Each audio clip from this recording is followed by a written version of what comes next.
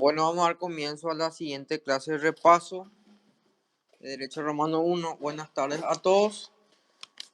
Vamos, por favor, a prestar atención a cómo va a ser el desarrollo de la clase, ya que no tuvimos oportunidad de hacer la clase presencial en la facultad, habida cuenta de que creo que se estaba fumigando. Ahora bien, quiero que tengan su programa en mano y vamos a estar desarrollando la bolilla número 16. Y a partir de ahí hasta el final de la última lección, vamos a estar desarrollando los puntos más importantes. Y luego al término de estudiar todo, veremos otra vez los puntos más importantes de cada bolilla que tienen que saber. Bueno, la bolilla 16 habla sobre los modos de adquirir la propiedad. ¿Cuáles son esos modos de adquirir la propiedad? Cuando hablamos de la adquisición de la propiedad, nos encontramos con los modos originarios, como así también los derivados. La clasificación más comúnmente usada en este caso es la que netamente podemos distinguir entre originarios, como así ya lo había dicho, y derivados. ¿Sí? ¿Cuáles son aquellos modos originarios, Daniel? Sí, bien, bien. Sí, no, no me sale para compartir, no puedo, muchísimo, ya intenté la otra vez, la clase que tuve también con mi otro alumno, también era el mismo problema. Sí, sí, Daniel.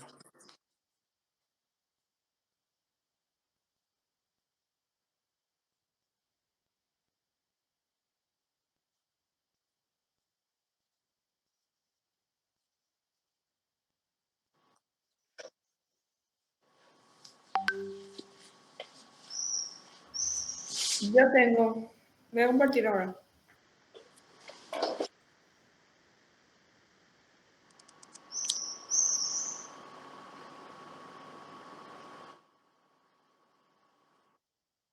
Sí, sin problema, sin problema. De ahora, o sea, la clase que voy a estar desarrollando ahora, netamente ya va de acuerdo al programa, que es la bolilla 16, así para que vayan mirando su programa y también los puntos de tener en cuenta hasta la última bolilla.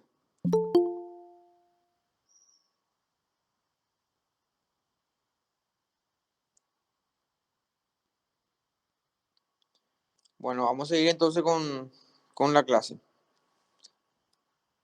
Bueno, en lo que refiere a los modos de adquirir, como estaba diciendo, nos encontramos con los modos de adquirir la propiedad de forma originaria, como así también los derivados, ¿sí?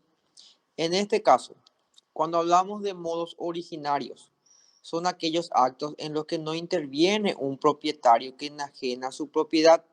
Es decir, es el caso, por ejemplo, de la apropiación de un bien que no tiene ningún tipo de dueño. Por ejemplo, podríamos hablar de un animal salvaje, podemos también hablar de un animal, en este caso, que un cazador logra, en este caso, adquirir para sí mismo. Esos son los modos originarios. Vuelvo a repetir, los modos originarios son aquellos actos en los que no interviene un propietario que netamente enajena su propiedad, como es así el caso de la apropiación de un bien que netamente no tiene ningún dueño, o un animal salvaje, ¿sí? Ese es el modo originario. Luego podemos encontrar a los modos derivativos, que son aquellos en los que interviene un propietario ya que enajena, perdón, o que transfiere su propiedad a otro. Como por ejemplo, tenemos el ejemplo eh, de un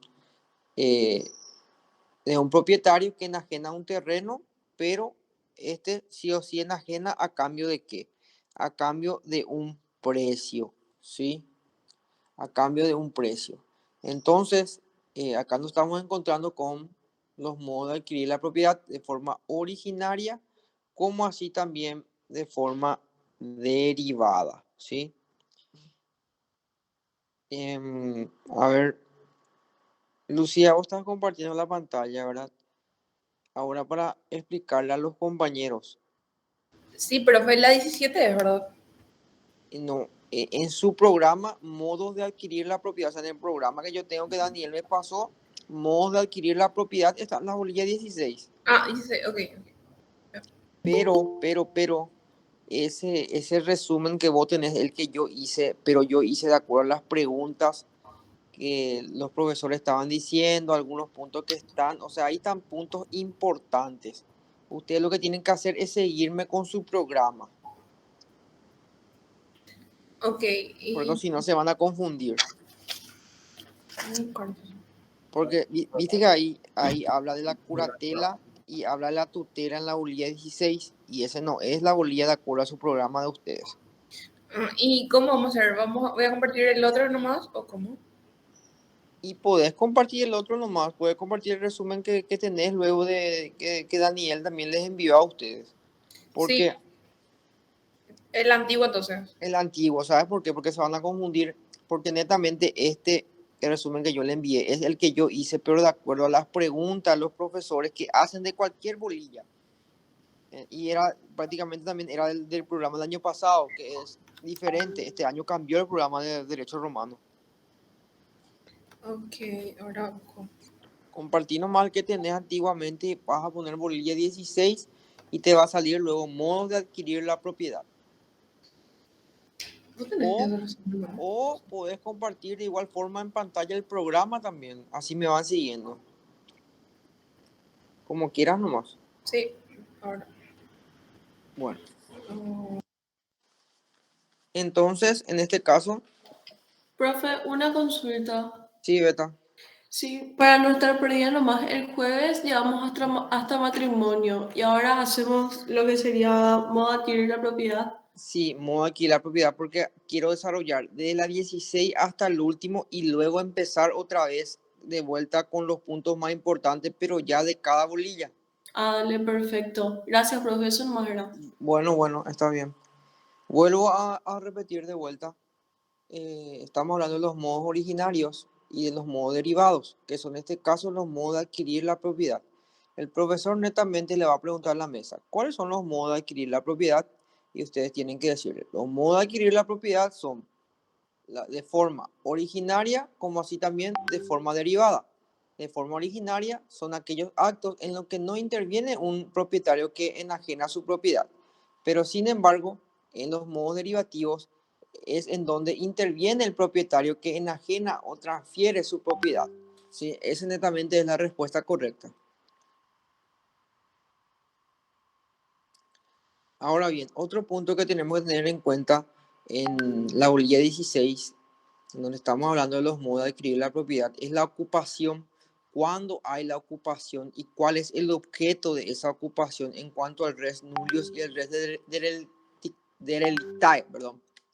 Bueno, cuando hablamos de ocupación, ¿qué tenemos que decir de la ocupación? Es esa acción en que una persona o un sujeto de derecho netamente quiere adquirir la propiedad por la sola toma de una posesión o la ocupación de una cosa, pero esa acción de querer adquirir esa propiedad o esa posesión no tiene que tener dueño, tiene que ser res nullius, ¿sí?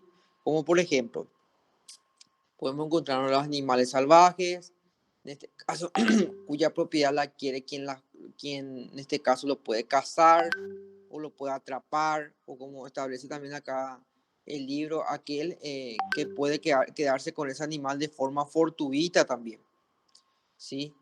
Bueno, en este caso, ¿cuándo va a adquirir esa propiedad o cuándo va a basarse la ocupación en eso? En una tierra que sí o sí tiene que estar deshabitada. Tiene que estar deshabitada y no tiene que tener ningún tipo de dueño. Ahí va y se configura la ocupación. Vuelvo a repetir. La ocupación entonces es la adquisición de la propiedad por la posesión o ocupación de una cosa, ¿sí? Que no tiene dueño, como los animales salvajes y así también una tierra deshabitada. Ahora bien, cuando hablamos del objeto, ¿cuál es el objeto de la ocupación? Y la ocupación tiene como objeto dos cosas: la res nullius, que es la cosa que no tiene dueño, y la res derelictae, ¿sí? Bueno, en este caso, ya sabemos lo que es la res nullius. Ahora bien, hablemos de las res derelictae. Para que una cosa, en este sentido, se pueda convertir en una res derelictae, es sí o sí preciso que el propietario debe de dejar con la intención de que su derecho se extinga. ¿Qué quiere decir esto? Que en este caso, para que vos puedas adquirir la propiedad por medio de una ocupación y que no sea en este caso por la res nullius, sino más bien por la res derelictae, vamos a decir, el objeto, o en este caso la precisa que debe de tener eso, es que ese propietario tiene que tener esa voluntad o esa intención de que su derecho se extinga. Y acá tengo anotado como pregunta de examen. Si bien es cierto que la res derelictae, uno de los requisitos esenciales es que el propietario la deje con la intención de que su derecho se extinga, ¿cómo se llama en este caso esa intención que el propietario realiza para que su derecho se extinga? ¿Cuál es esa acción? Y la acción es la del abandono, ¿sí? Ahora bien, según el libro, ¿cuándo existe el abandono? Lo que le va a preguntar en el examen del profesor. Si bien es cierto que, vuelvo a repetir, para que una cosa se convierta en res derelictae es preciso que el propietario la deje con la intención de que su derecho se extinga.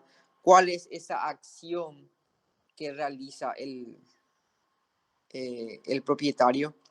Esa acción es la del abandono, ¿sí? Y ese abandono, según el libro, tiene que transcurrir 10 años. No es que vos te fuiste por 2 y 3 años y dejaste totalmente abandonado ya tu propiedad, y en ese entonces eh, vos quisiste ocupar, y ya porque hace 2, 3 años no vino el propietario y vos quisiste ya reclamar como tuyo eso. No es así. En este caso, únicamente vas a poder reclamar como tuyo si transcurrieron los 10 años, si en este caso ya incurrió en abandono. Cuando ese propietario incurre en abandono, ya tiene esa intención de que su derecho se extinga, ¿sí?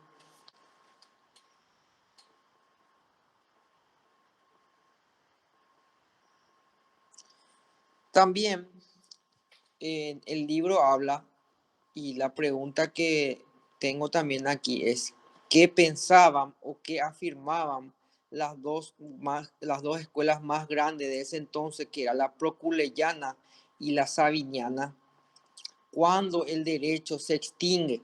Eso es lo que quiere saber el profesor.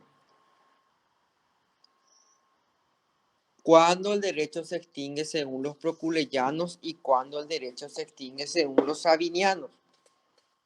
El derecho se extingue según los sabinianos cuando ¿qué? Cuando en este caso el dueño incurre en abandono, ¿sí? Y los proculeyanos decían que hay que distinguir en este caso no solamente el abandono, sino también hay que distinguir la adquisición por parte de un tercero, ¿sí? Y solamente el criterio de los sabinianos fue la que fue admitido por los jurisconsultos. Entonces, vuelvo a repetir, ¿cuál fue la opinión de las dos más grandes escuelas? Estamos hablando de la proculeyana y la sabiniana, en que cuando se extinguía el derecho del propietario sobre la cosa, y van a contestar de esta manera. Los sabinianos mantenían la tesis de que el derecho sobre la cosa se extingue para el dueño desde el instante del abandono, pero sin embargo para los proculeyanos se extinguían en dos etapas. Primeramente se debería tener en cuenta el abandono y posteriormente cuando adquiere la propiedad ese tercero.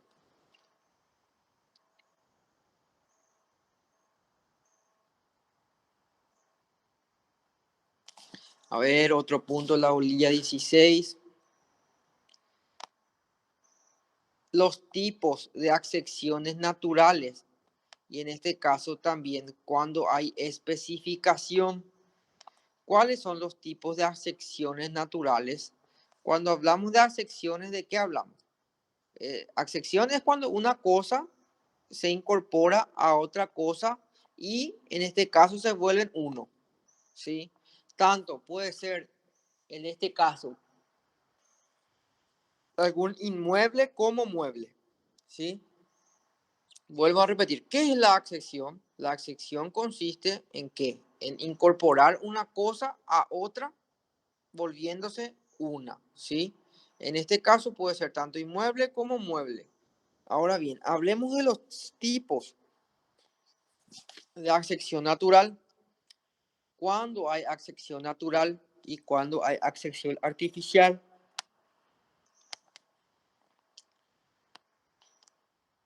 El aluvión, ¿qué tipo de accesión es?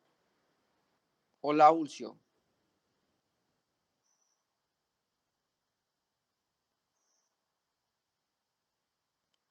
Bueno, el aluvión en este caso es un tipo de accesión natural. Cuando existe el aluvión, cuando hay un acrecentamiento, en este caso de un arroyo o de un río, y netamente ese acrecentamiento hace que se desprenda un tipo de pedazo de tierra y vaya en propiedad de otro. Esa es una accesión natural. Y sin embargo, la avulsión ya se produce cuando la fuerza de ese río o de ese arroyo arrastra parte del campo, llevándola netamente a la propiedad del otro. ¿Sí? Esa es la avulsión. La gran diferencia entre aluvión y avulsión es que el aluvión ya es ese acrecentamiento que no se puede atajar del arroyo, del río. Sí. Y sin embargo, la avulsión no es ese acrecentamiento, sino que, por ejemplo, hubo una tormenta, hubo un diluvio grande y en este caso por medio de una fuerza o por medio ya de la corriente de ese río o arroyo, se desprende una parte de la tierra y arrastra, inclusive puede ser un tronco de árbol gigante donde la madera es muy cara y se utiliza para diversas cosas y esa avulsión traslada ese árbol a la propiedad del otro, ya es un tipo de ¿qué? De accesión natural. ¿Qué quiere decir eso? Que puede reclamar como suyo. Sepa diferenciar bien el aluvión de la avulsión en el examen, porque le va a preguntar cuál es la diferencia entre aluvión y avulsión. La diferencia entre aluvión y avulsión, vuelvo a repetir, es que en el aluvión netamente se da ese desprendimiento de la parte por un acrecentamiento, de forma que no podés evitar por parte del arroyo del río Y la abulsión, sin embargo, no se da por ese acrecentamiento, sino que más bien por una fuerza que de la naturaleza, como una tormenta, o puede ser también un maremoto, y que arrastra una parte de un inmueble, un pedazo de tierra, un pedazo de árbol, a la propiedad de otro.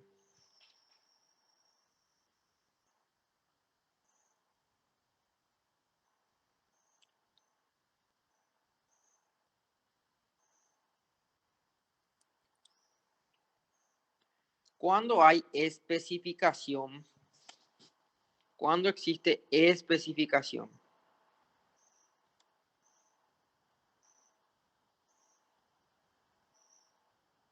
Bueno, hay especificación, por ejemplo, cuando vos, dueño de esa cosa, ¿sí? Tenés contigo, pero en este caso, otra persona que no es dueña dispone de esa obra y la transforma y la convierte en otro objeto, ¿sí? Eso es la especificación cuando existe una transformación de una cosa a otra, pero el que realiza la transformación no es el dueño, sino un tercero. Está, por ejemplo, el caso común de la uva que se transforma en vino, o el mármol que se transforma en estatua. Y ahora bien, la gran pregunta es, ¿a quién pertenece la cosa? ¿Pertenece al dueño de la cosa común, o sea, de la materia prima, o corresponde al que transformó la cosa? En este caso la pregunta es, ¿a quién va a corresponder? ¿Al dueño de la uva o al que la transformó en vino? ¿O le va a corresponder la cosa al que tenía el mármol o al que convirtió el mármol en estatua? Y existían dos versiones. Le va a preguntar otra vez al profesor. ¿Qué decían los sabinianos y qué decían los proculeyanos? Los sabinianos decían en este caso que la nueva cosa debería de pertenecer sí o sí al nuevo dueño de la materia, o sea, al quien convertía esa materia en otra. Sin embargo, los proculeyanos no. Los proculeyanos decían que netamente debería de corresponder al dueño de esa cosa y no al que le transformó.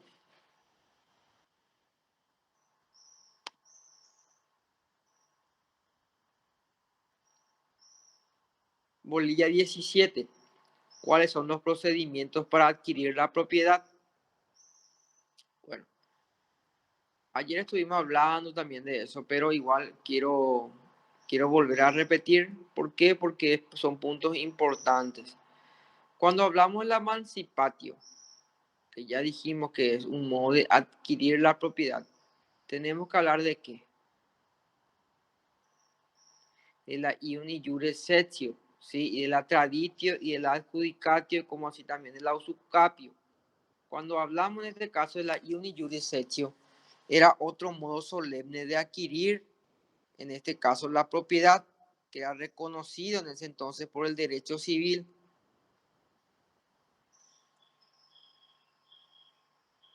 Bueno, la iuni iure cessio era, en este caso, un modo de adquirir la propiedad de una forma solemne. ¿Qué significa de una forma solemne? Que existían ciertos requisitos que tenías que cumplir vos para poder, en este caso, adquirir esa propiedad. ¿Y cuál era ese requisito que tenías que hacer? La iuni iure cessio en este caso era un acto simulado, es decir, un proceso de reivindicación que se realizaba sí o sí mediante ante el magistrado, ¿sí? En donde tanto el adquirente como el enajenante se presentaban ante el magistrado, ¿sí? Y este decía sus pretensiones de querer adquirir la propiedad. En este caso, le preguntaba al magistrado al otro si se oponía y el otro decía que no. Y si no se oponía, ya se producía la iure cessio. En este caso, se adquiría la propiedad de una forma solemne, ¿sí? Y la traditio, que es el modo más común de adquirir la propiedad.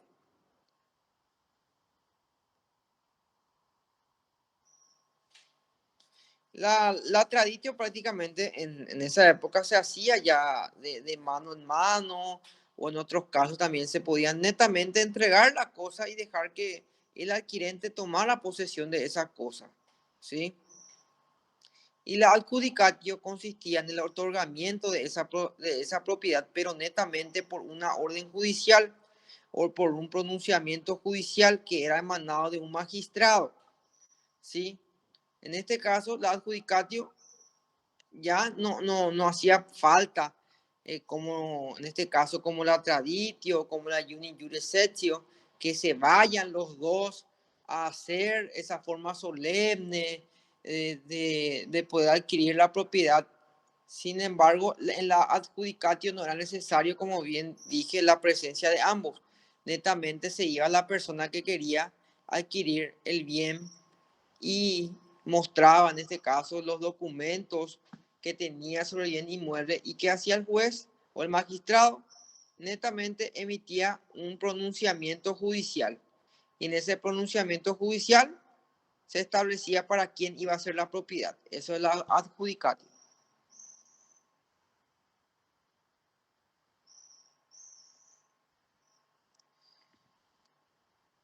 Y la usucapio era también una forma de adquirir la propiedad, pero por medio de la posesión continuada, ¿sí? En este caso, esa usucapio no debía de ser de forma tempestiva, ni temeraria, ni tampoco de forma clandestina. O sea, vos tuviste que estar ahí por buena fe. En este caso no debiste de haber entrado en conflicto alguno con el propietario y tiene que haber dos requisitos esenciales. La cosa que es el corpus y el ánimo que es el animus. Si vos cumplías con estos dos requisitos esenciales, ya podías usucapiar, o sea, podías adquirir la propiedad por medio de la usucapión.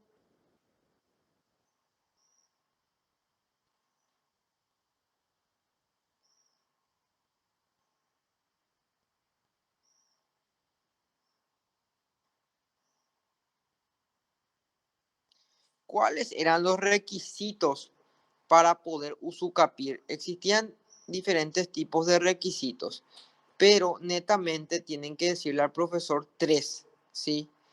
Para que una cosa se pueda usucapiar, primeramente tenía que ser susceptible de ser usucapida, es decir, no tiene que pertenecer al Estado, por ejemplo, que era un requisito esencial eso, que no pertenecía al Estado para que vos puedas usucapiar. Luego, vos tenías que tener buena fe, en el sentido de que tuviste que haber entrado en esa propiedad sin, en este caso, recurrir a la fuerza o de forma tempestiva o de forma clandestina. Ese es el segundo requisito, de buena fe. Y la tercera y la más importante es el tiempo, ¿sí? En este caso, tiene que establecerse un tiempo para que vos puedas usucapir, para que esa cosa se convierta en tuyo.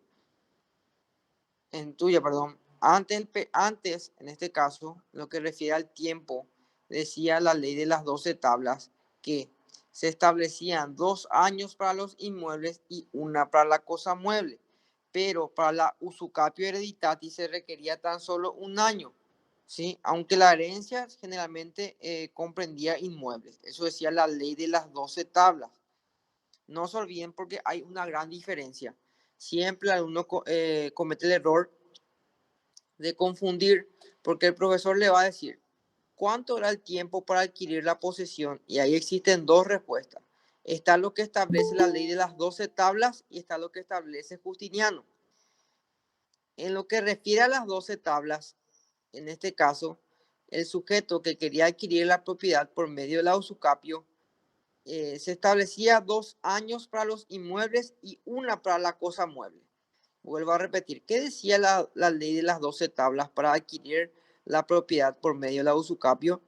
La ley de las 12 tablas establecía que eran 2 años para los inmuebles y una para las cosas muebles. Pero sin embargo, esto cambió con Justiniano, ¿sí? Justiniano cambió todo lo referente a esto, porque él decía que en los muebles, para poder adquirir un bien mueble, la usucapión con 3 años de posesión ya bastaba, decía. Y con los inmuebles netamente se exigió una posesión de 10 a 20 años, buena fe y justo título, que es lo que hasta ahora utilizamos nosotros en nuestra legislación, que es la de 10 y la de 20.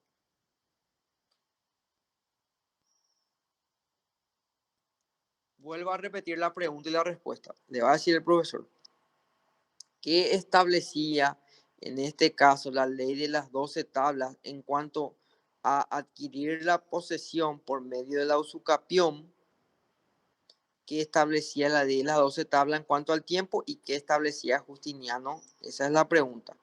Y la respuesta es, en lo que refiere a la ley de las 12 tablas, profesor, se establecía 2 años para los inmuebles y 1 para las cosas muebles. Pero ya Justiniano cambió esto diciendo que se necesitaba 3 años para adquirir la cosa mueble y 10 a 20 años para adquirir la cosa inmueble. Bolilla 18, que es la reivindicatio. En este caso, la reivindicatio ya viene a ser una acción civil en donde ya el juez condena, en este caso, al demandado a pagar lo que la cosa valga en ese sentido, pero solamente si el actor, o sea, aquel que demanda, pueda demostrar que verdaderamente es el propietario, ¿sí?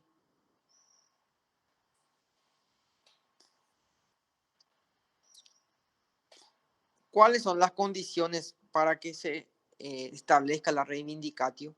Las condiciones para que establezca la reivindicatio son: netamente solo puede ser intentada por el propietario desposeído. Por eso hablamos del titular. Segundo, solo puede referirse a cosas susceptibles de propiedad privada, no a cosas del Estado. Y en este caso, solamente se aplica a las cosas que tenía un título particular, es decir, una cosa inmueble que sí o sí tenga un dueño anterior.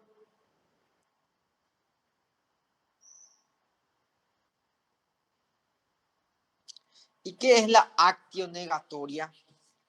La actio negatoria, cuando hablamos de actio negatoria, como dice su nombre, acción negatoria.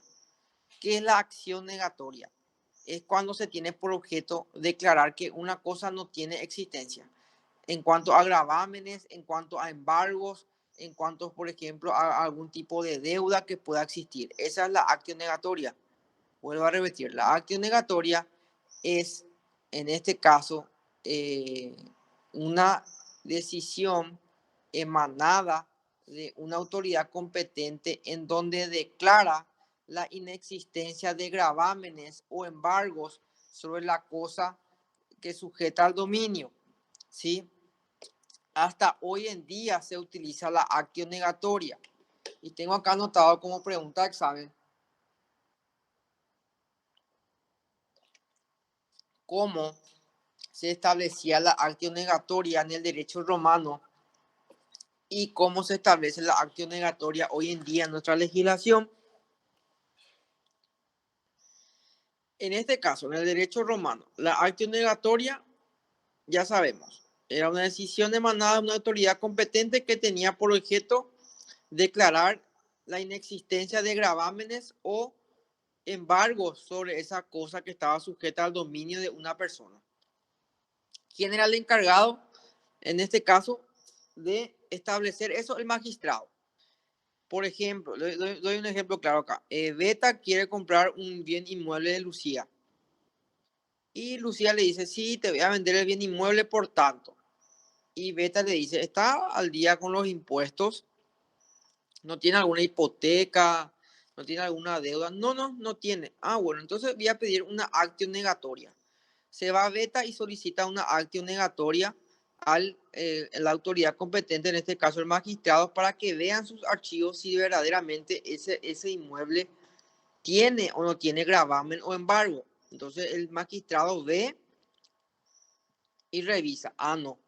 Este tiene, no está pagado sus impuestos y hipotecó en el año tanto y todavía no se pagó la deuda con el fisco. Entonces esa acción negatoria era una decisión que emanada de un magistrado, el cual establecía o declaraba si ese bien inmueble contaba con algún tipo de gravamen o de embargo, ¿sí? Y hoy en día eso se aplica, chicos y chicas, ¿cómo? Vuelvo a poner el ejemplo. Lucía le quiere vender a Beta un bien inmueble y Beta se va junto con Lucía en la escribanía.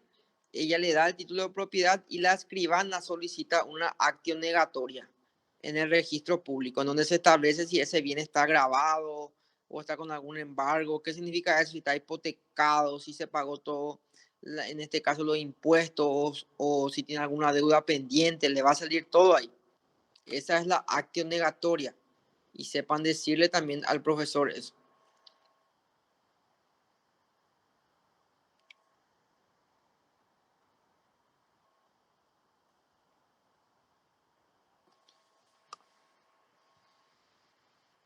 ¿Qué es la publicana in rec aptio? También pregunta eso y está en su programa.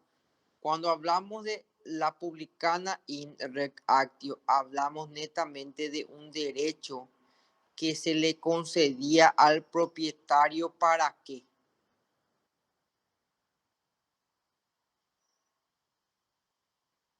Para que ésta ejerza una medida cautelar sobre ese bien inmueble, ¿sí? En este caso, para que entiendan nomás, porque sepan explicarles con sus palabras en lo que refiere a la publicana in rec aptio. ¿Por qué? Porque en el libro, en los libros, ya sea de Girardi, ya sea los otros libros, los resúmenes, no van a entender el concepto correcto de in rec actio. Porque les digo lo que dice el libro de Girardi. Dice que la publicana in rec aptio establecía a los ciudadanos romanos una acción civil en donde se les concedía una medida cautelar de reivindicatio que solamente podía ser ejercida por el propietario squiritium. Por lo tanto, en este sentido, cuando el propietario inquiritium concedía la reivindicatio, una persona no podía estar ocupando esa cosa, sino que más bien podía perder la posesión y no podía ejercitarla. Se dan cuenta que no se, bueno, se entiende más o menos, ¿verdad? Pero nos van a decirle así al profesor, ¿sí? Porque netamente la publicana in rec actio le van a decir que era una acción que realizaba el propietario o el dueño de una propiedad para que esa persona no pueda usucapiar. A ver, doy un ejemplo acá entre los compañeros que están en la clase. Por ejemplo, a ver, Lara quiere, en este caso, usucapiar. Sabe que Edgar está en España ya hace años y nunca vino. Sí, ya están pasando 6, 7, 8, 9 años. Un año más nomás ya puede usucapiar. Ella puede quedarse con esa propiedad. Y nunca vino Edgar a limpiar, aunque sea su terreno, a mandar limpiar o a pagar el impuesto por esos terrenos. Netamente Lara era la que limpiaba, inclusive ella puso un cercado ahí, nunca nadie le dijo nada, nunca nadie le rompió las pelotas por eso. Entonces ella se asesoró por un abogado y le dije, mira, pasa los 10 años, vamos a iniciar el juicio de usucapión. Pero Lara no sabía que había sido Edgar. Si bien es cierto, no venía a cuidar su inmueble, pero siempre más le decía a su tío que se vaya a mirar y todo eso, pero hasta ahí. Había sido Edgar por medio de su abogado, ya metió una medida cautelar, o sea, ya metió una publicana in rec actio. ¿Qué es la publicana in rec actio? Es una medida cautelar que realizaban los ciudadanos romanos para que otra persona no pueda usucapiar. O sea que ya metía ese pedido de la publicana in rec actio y Lara se cumplía los 10 años para que ella pueda usucapiar ese bien inmueble y no va a poder usucapiar. ¿Por qué? Porque ya Edgar se asesoró por un abogado y ya metió una medida cautelar, una publicana in rec actio. En simple palabra, la publicana in rec actio es una medida cautelar que le va a impedir a otra persona para que pueda usucapiar.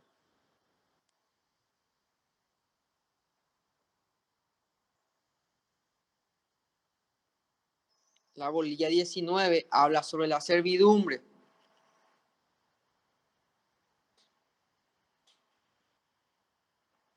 Esto ya hablamos también el día de ayer, pero igual vamos a tocar algunos puntos que quiero que sepan bien.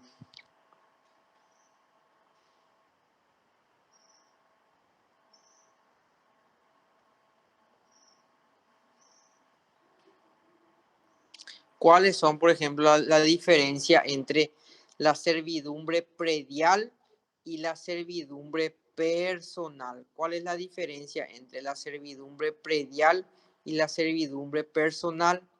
Siempre cuando hablamos de servidumbres prediales tenemos que basarnos en qué?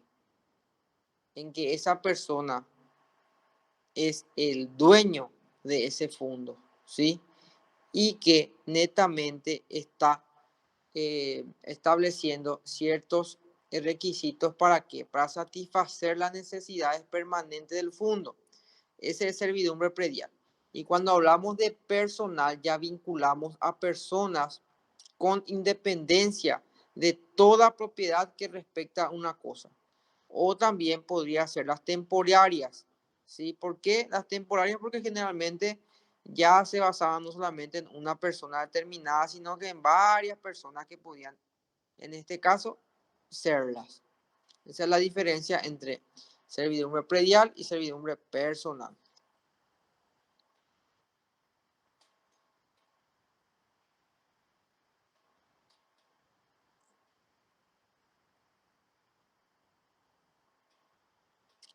Pregunta de mesa. ¿Cuál es la característica esencial de la servidumbre y si puede o no puede perderse parcialmente? ¿Cuál es la característica principal de la servidumbre y si puede o no puede perderse parcialmente? Y la respuesta correcta es que la característica principal es que es indivisible.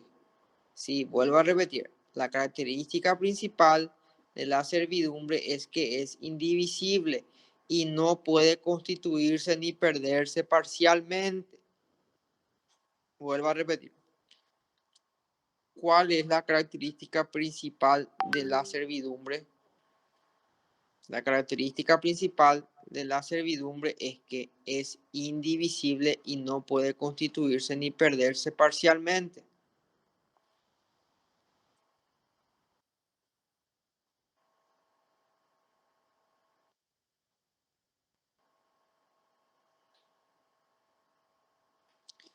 Siguiente punto. Las otras clasificaciones de las servidumbres prediales. Están las servidumbres prediales rústicas y están las servidumbres prediales urbanas. Solamente 3 tipos de servidumbre preguntó el profesor en la mesa. ¿Cuáles son las servidumbres prediales rústicas y cuáles son las servidumbres prediales urbanas? Y el mismo profesor te dice, a ver, ¿cuál era aquella servidumbre predial que se denominaba viae? Vuelvo a repetir, ¿cuál es esa servidumbre predial que se denominaba viae? Se denominaba viae al derecho de utilizar esa vía en el fondo vecino. Y la pecoris pascendi también preguntó, ¿cuál era esa servidumbre que se denominaba la pecoris pascendi? La pecoris pascendi era el derecho a conducir ganado y pastar en el fondo vecino. O sea, vos podías llevar tu ganado y podías pastar también en el fondo vecino. Y la servidumbre predial urbana, lo único que preguntó es la tigni imitendi.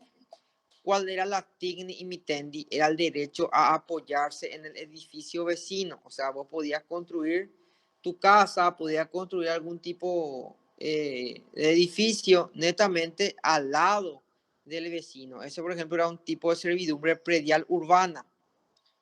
La tigni imitendi era la más común de todas. La tigni imitendi era el derecho a apoyarse en el edificio vecino.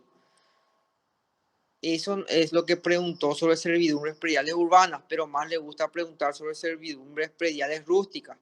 Vuelvo a decir, como el viae, el actis, y obviamente el inter también. La servidumbre predial rústica del Inter era ese derecho a pasar a pie, a caballo o a litera, que era lo que arrastraban los bueyes.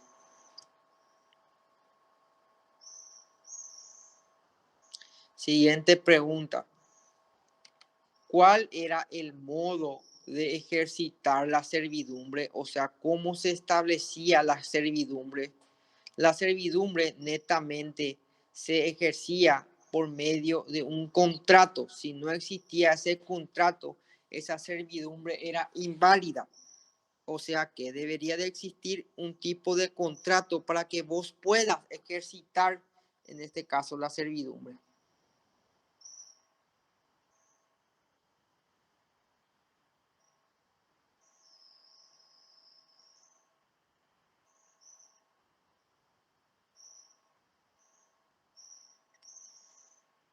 Siguiente pregunta de esta bolilla. ¿Cuándo se extingue la servidumbre? ¿Cuándo se extingue la servidumbre? En este caso, la servidumbre se extingue con la transformación del fundo en otra cosa. También por la prescripción extintiva, por la muerte o capitis diminutio del titular de esa servidumbre y también por el cumplimiento del contrato. Si se estableció netamente hasta cierto tiempo nomás esa servidumbre, hasta ahí nomás. ¿Qué es el usufructo? Siguiente pregunta. El usufructo es el derecho de usar y disfrutar de una cosa ajena, pero sin destruir su sustancia. Sí, vuelvo a repetir. ¿Cuál es el concepto del usufructo? El concepto correcto del usufructo es el derecho de ¿qué? De usar y disfrutar de una cosa ajena, pero sin destruir su sustancia esencial. No se olviden de eso.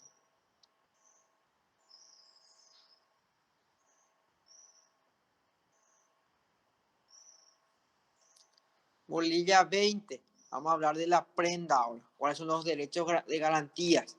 Este es donde muchos confunden también. Bueno. Es el derecho, en este caso, real de garantía. Estamos hablando de la prenda. Un ratito nomás, chicos, voy a recibir acá una encomienda y ya me conecto. 2 minutos.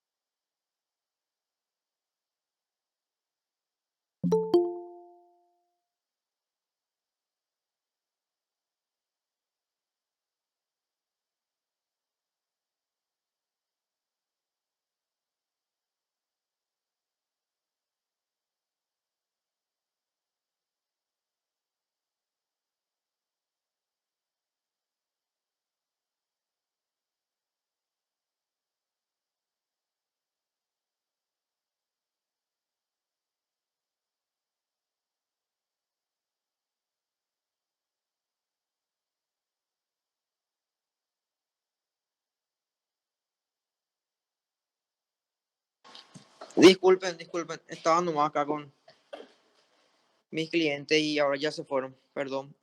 Bueno, sigamos con la prenda. La prenda es un derecho real de garantía, ¿sí?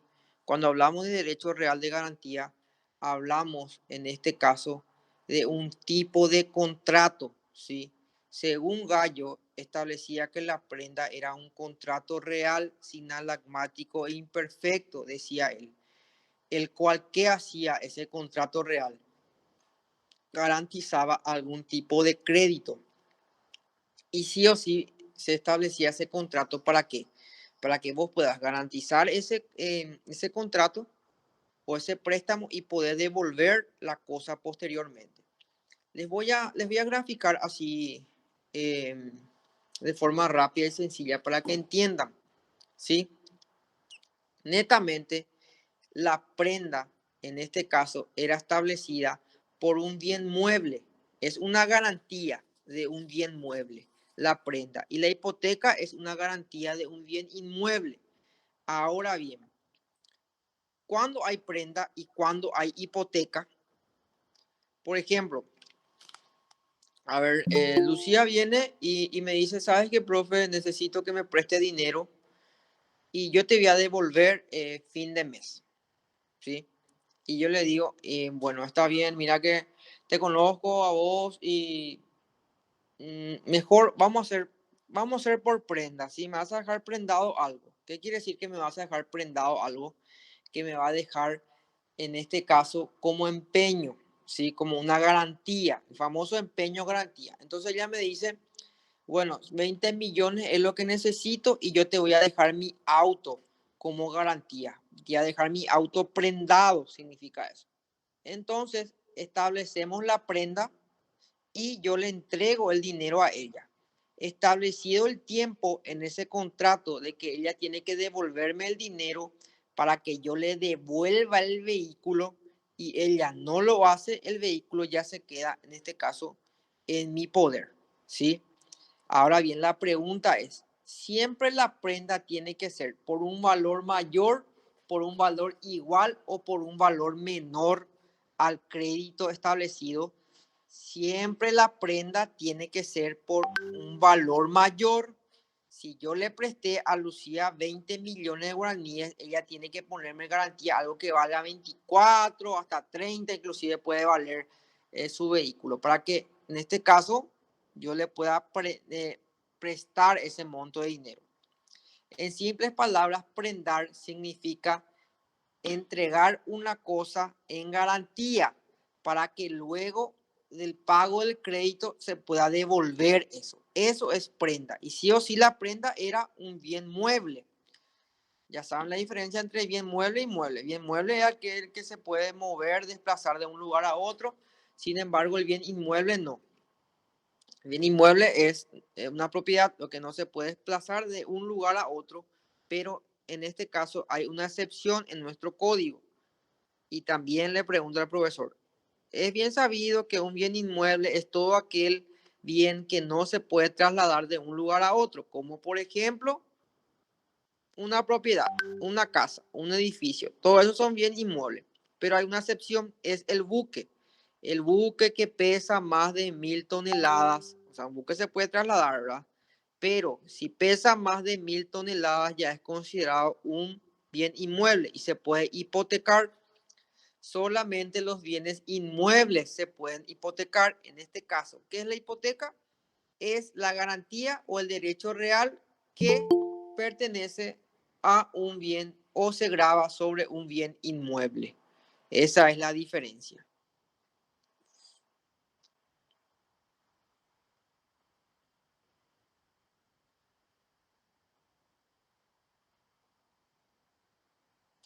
Luego hablamos de los derechos del acreedor prendario y del acreedor hipotecario, o sea, cuáles son aquellas acciones que podía hacer el acreedor prendario y que podía hacer el acreedor hipotecario en el caso, por ejemplo, de que no se pagaba o no se hubiese cubrido con la deuda en su debido tiempo.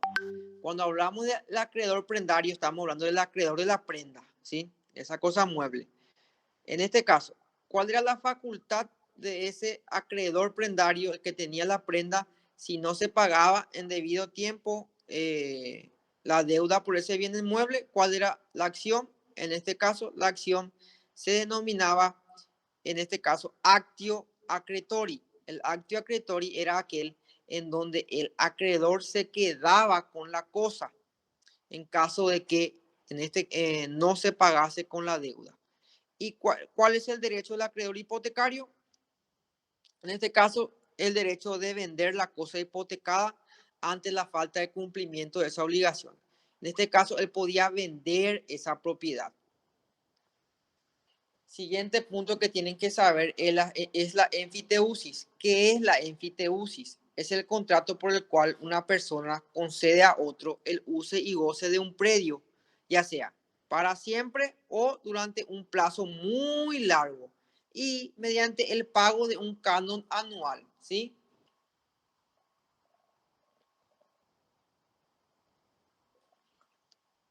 Por ejemplo,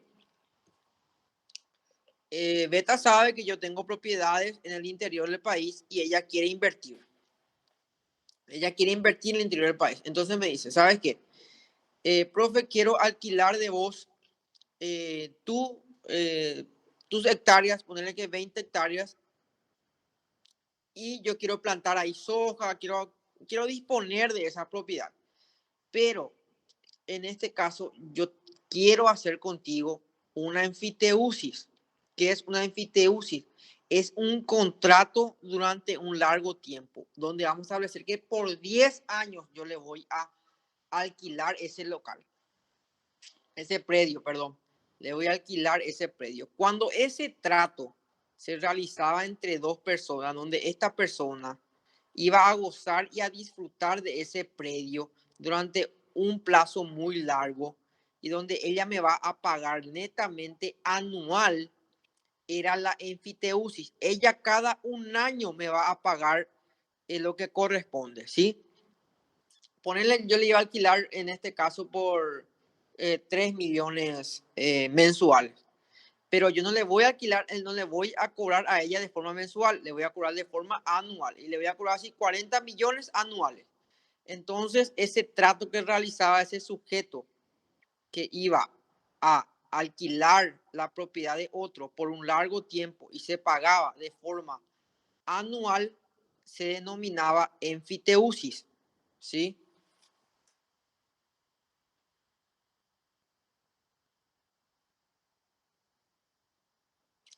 A ver, pregunta sobre la enfiteusis.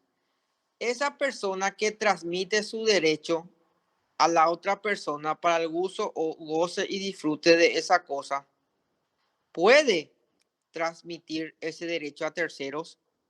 O sea que yo le alquilo a Beta mi inmueble, ¿sí? Y yo lo único que quiero es que ella me pague anual. Ella tenía otra intención con ese inmueble. Había sido ella, si bien es cierto, yo le voy a cobrar 40 millones anuales, ella le iba a alquilar a otra persona y donde esa persona le iba a pagar 3 millones. O sea, su ganancia iba a ser 1 millón por mes, tranquilamente. Y fin de año iba a ser su ganancia por los 12, 13 millones libres. ¿Era permitido hacer eso o se podía transmitir a terceros ese derecho en la enfiteusis? Es la pregunta del profesor. Y creo que está en su programa en el punto que dice derechos del enfiteuta. ¿Se podía o no se podía hacer eso? Sí, se podía. Sí, se podía hacer eso porque uno de los requisitos esenciales de la enfiteusis es que esa persona que adquiere esa propiedad pueda transmitir su derecho a otras personas o a un tercero. ¿Sí? No se olviden de esa respuesta.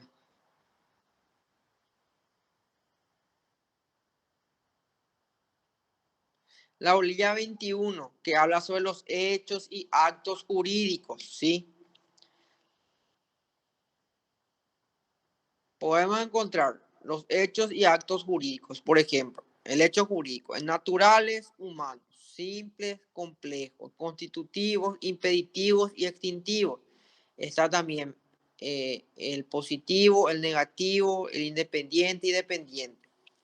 Bueno, Cuando hablamos del hecho jurídico, ¿a qué nos referimos?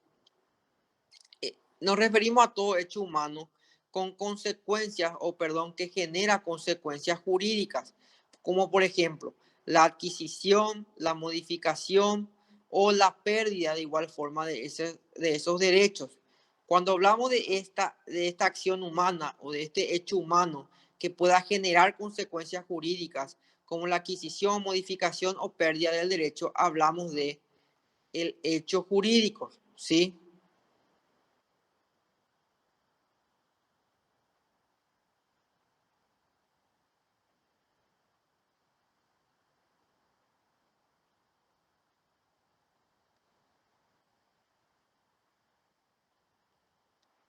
A ver, siguiente punto. ¿Cuál es la diferencia esencial entre el hecho y el acto jurídico?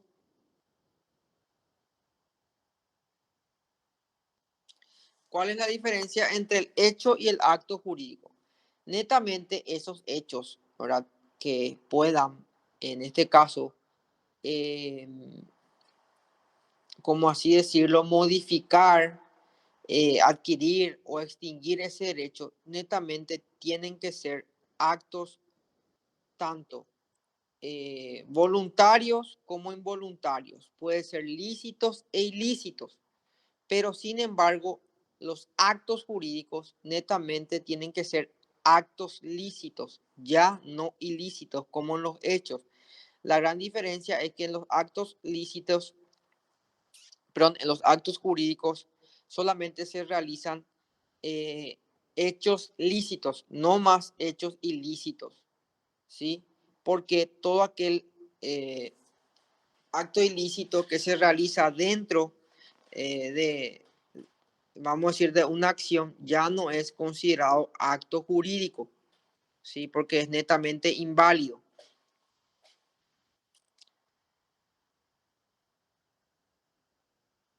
¿Qué son los actos jurídicos? Como lo establece bien el código, en este caso es el acto voluntario del hombre susceptible de producir el nacimiento, modificación o transformación o extinción de los derechos, pero solamente son considerados aquellos actos lícitos, ya que aquellos actos ilícitos no son considerados actos jurídicos.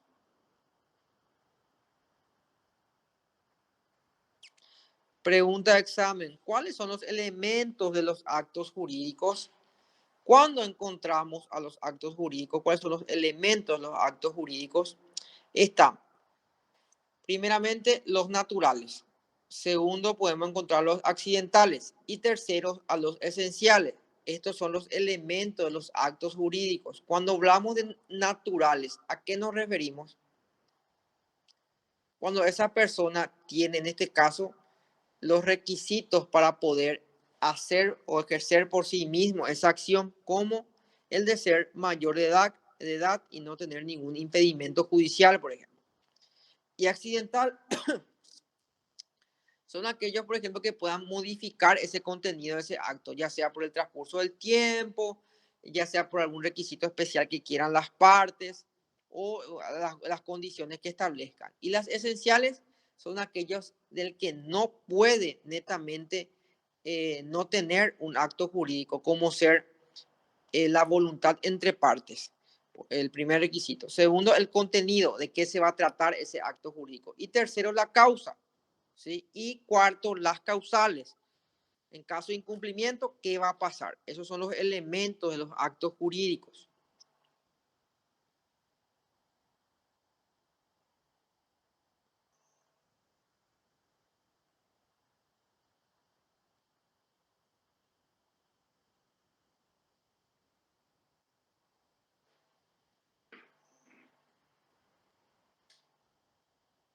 Siguiente pregunta.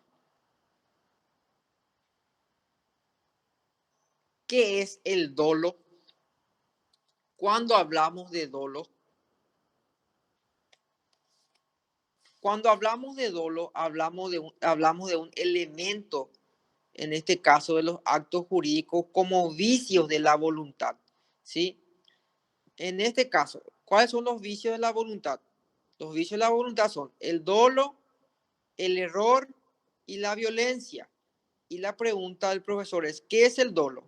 Le van a decir que el dolo es un vicio de la voluntad del acto jurídico, que consiste, en este caso, en aquella acción que realiza un sujeto con todo tipo de maniobra o maquinación astuta, que tiende a provocar ese error en la otra parte, de forma que hubo planeamiento y hubo ensañamiento. ¿Qué quiere decir eso?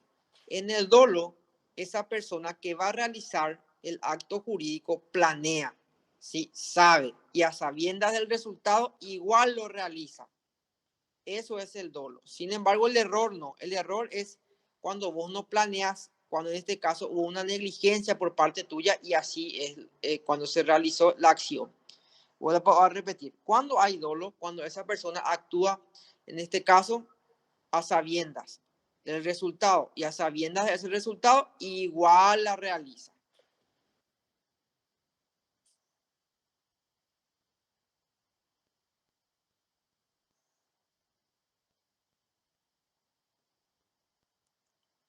Siguiente pregunta. ¿Qué es el negocio jurídico? El negocio jurídico, y atienden una cosa porque quiero que le digan la definición de Girardi. El negocio jurídico es aquella acción o declaración de voluntad entre dos personas en donde reconocen los derechos de cada uno, y ese reconocimiento del derecho de cada uno produce el resultado jurídico. Vuelvo a repetir. El negocio jurídico es el caso común entre A y B, ¿sí? Entre el sujeto A y el sujeto B. Por ejemplo, Beta y Lucía quieren hacer un trato, ¿sí? Beta le va a vender su vehículo a Lucía por tantos millones, pero Lucía le dice, no, yo tengo para entregarte la mitad y te voy a entregar en cómodas cuotas tantos millones. Entonces Beta acepta. Entonces, esa voluntad de querer hacer, en este caso, una acción en donde dos personas se comprometen, donde hay acuerdo de voluntades y en donde pactan un resultado y las consecuencias jurídicas de esa acción, es en este caso el negocio jurídico. No se olviden de eso. Bueno, con esto terminamos las lecciones que faltaban acá, o sea que más o menos tengo acá de lo que es las preguntas que le va a hacer los profesores. Ahora bien, quiero que en base a su programa nos vayamos a la orilla número 1 y de volver a recalcar los puntos que tienen que saber sí o sí. Creo que tengo entendido que Daniel estaba grabando la clase, pero de igual forma, si alguna compañera, algún compañero que está ahora puede anotar, o no sé cómo quieren hacer, les voy a estar dictando de cada bolilla los puntos importantes. ¿Está bien?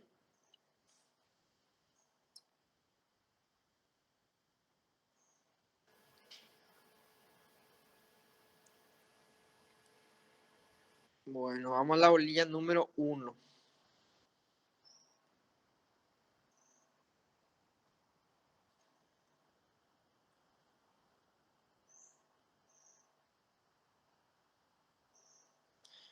Bueno, por favor, si pueden tener en este caso su programa en mano. Esperen, vamos a hacer una cosa, voy a traer acá el programa grande porque acá como le dije, tengo problemas en mi pantalla y no puedo compartir. 2 minutitos traigo el programa grande y vamos a ir diciendo los puntos por puntos de las preguntas que le van a hacer de cada bolilla hasta llegar a la última bolilla. 2 minutitos.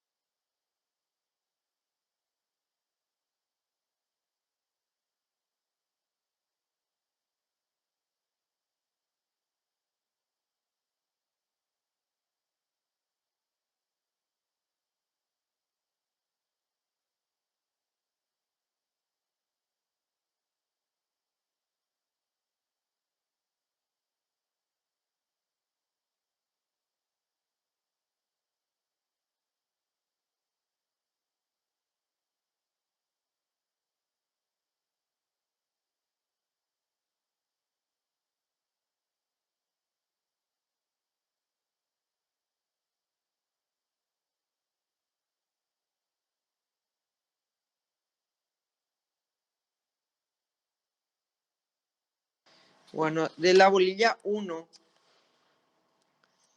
van a notar lo siguiente.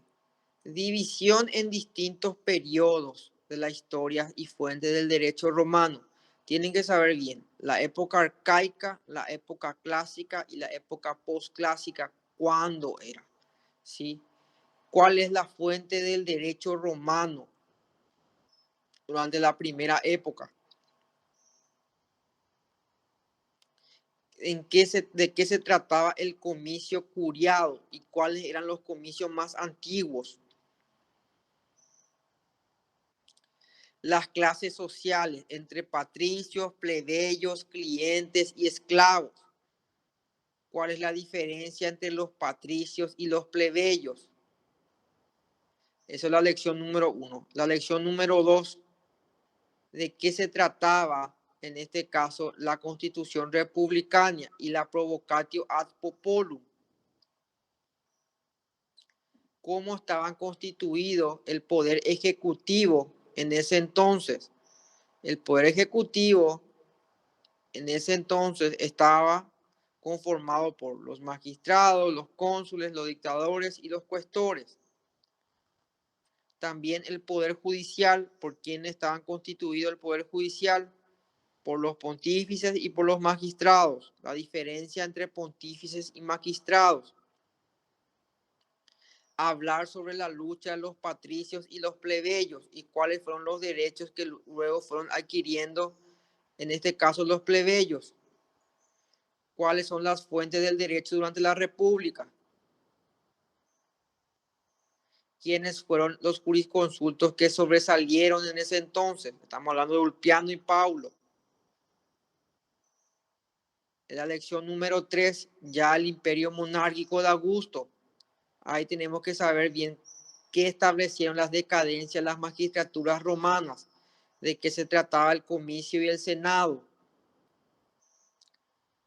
Hablar sobre el edicto perpetuo de Salvo Juliano. Establecer las diferencias entre las dos grandes escuelas que son la proculeyana y la sabiniana. Siguiente lección, el régimen absoluto. ¿Cuáles fueron las reformas de Diocleciano? ¿Y cuáles fueron las reformas de Constantino y la influencia del cristianismo?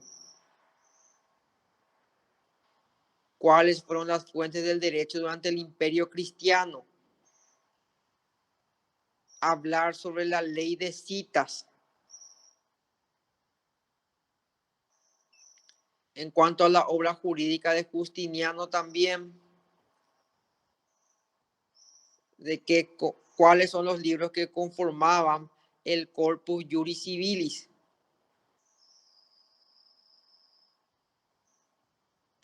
Los glosadores y los posglosadores.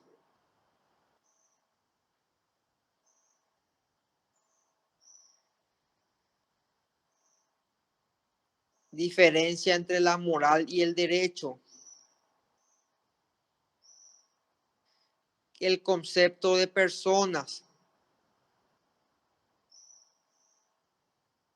En cuanto a los límites en el ejercicio también en la capacidad de la capacidad jurídica, estamos hablando de el sexo, la edad, la vejez, la salud, la religión, la condición social, inclusive el domicilio.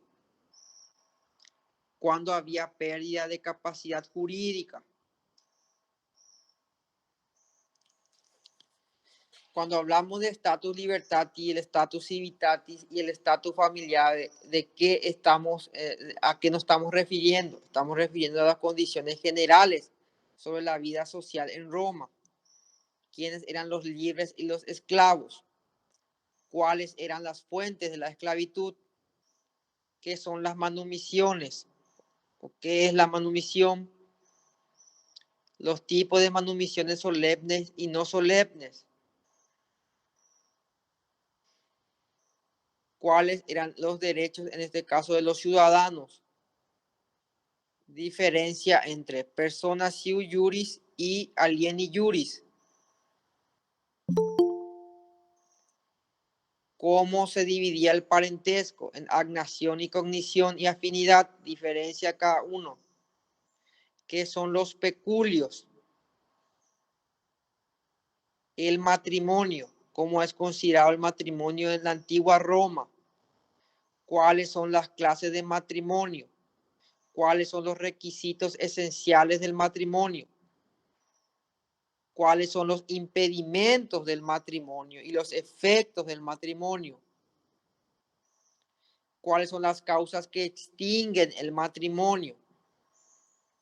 ¿Qué son los esponsales? ¿Qué es la dote? ¿Qué es la restitución de la dote?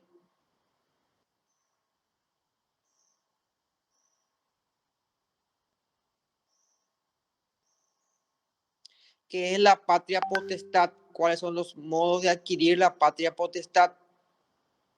La adopción.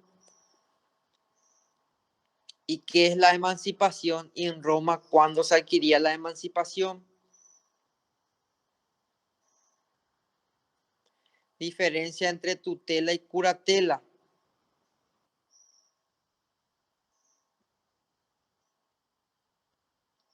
¿Qué son las personas jurídicas y qué son las personas físicas? ¿Qué es la cosa y cuántos tipos de cosas existen? Que son los muebles y los inmuebles. La clasificación de las cosas susceptibles de apropiación en cosas fungibles y no fungibles, cosas consumibles y no consumibles, y las cosas mancipis y nesmancipis.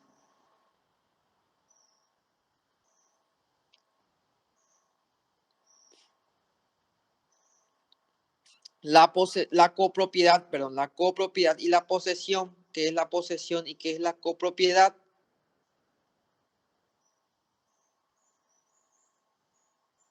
Diferencia entre la posesión y la tenencia.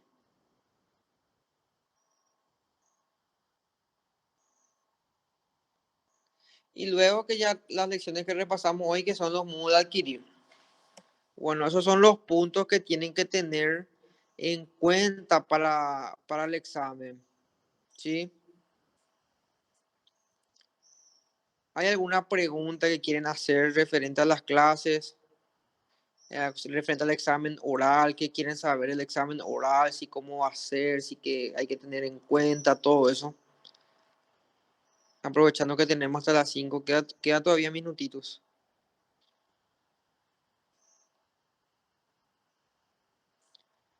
¿Hay alguna pregunta que quieren hacer, compañeros, compañeras?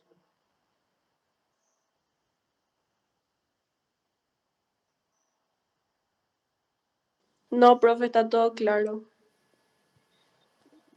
Bueno, ya que entonces no van a hacer ninguna pregunta, está todo claro. Voy a dar por finalizado la clase de repaso hoy. De igual forma, Daniel tiene mi número celular, me pueden escribir al privado, me pueden hacer las preguntas que quieran. En cuanto a materiales, también me escriben nomás. Voy a ahora dejar mi número en el chat, entonces ahí se comunican conmigo cualquier duda que tengan. Bueno, muchas gracias por la atención y vamos a estar viéndonos oportunamente. Dios mediante. Dale. Hasta luego, profe. Muchas gracias. Gracias, profe. Dale. Gracias, profe, por todo. Chao.